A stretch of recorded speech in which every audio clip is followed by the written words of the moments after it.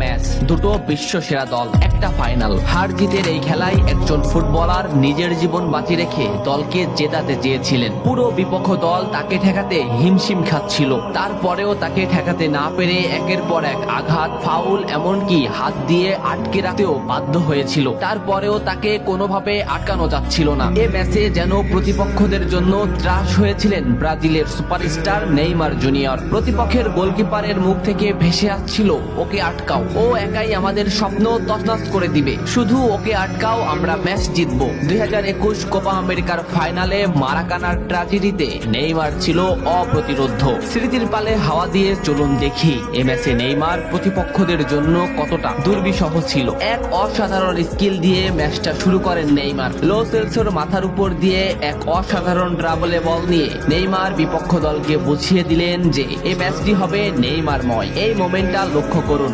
মাঠে বল, ক্যাসিমিরো নেইমারকে বল দিল। এই মোমেন্টে পিছন থেকে ডিপল, সামনে থেকে আর্জেন্টিনার আরেকটি খেলোয়াড় সরাসরি নেইমারের পায়ে ট্যাকেল করলো। এভাবে চলতে থাকে ম্যাচ। ম্যাচের 12 মিনিটে নেইমারের উপর যে আক্রমণ চলছে তার কিছুটা প্রমাণ মেলে। প্রতিপক্ষের খেলোয়াড়রা নেইমারের প্যান্টি ছিঁড়ে ফেলে, নেইমার সেটা রেফারিকে দেখায়। ম্যাচের 15 মিনিটে আবারও নেইমার বল নিয়ে সামনে আগাচ্ছে, কিন্তু আর্জেন্টিনার একটি খেলোয়াড় তাকে সরাসরি পায়ে ট্যাকেল করে, মাটিতে গড়িয়ে পড়েন তিনি। এত কিছু করেও নেইমারকে তারা আটকাতে পারছিল না। ম্যাচের এই মোমেন্টটা লক্ষ্য করুন, লেফট সাইড থেকে বল টেনে নিচ্ছে নেইমার। এই মোমেন্টে নেইমারকে ঘিরে আসছে প্রতিপক্ষের 4টি খেলোয়াড়। 2টি খেলোয়াড় সরাসরি নেইমারকে পায়ে ট্যাকেল দিলেন, মাটিতে পড়ে গেল নেইমার, কিন্তু নেইমার ঠিকই পাকুয়ে তাকে বল দিয়ে দিলেন। ডি বক্সের সামনে নেইমারের পায়ে বল, বলে না হিট করে সরাসরি নেইমারের পায়ে হিট করে ডিপল নেইমারকে ফেলে দিল। ডিপলকে এক সাংবাদিক প্রশ্ন করেছিল, কোন ফুটবলারকে আটকাতে তোমার সবথেকে বেশি কষ্ট হয়েছে? ডিপল নিঃশ্বাস নেওয়ার আগেই বললেন নেইমার। কোপা আমেরিকার ফাইনালে নেইমার ছিল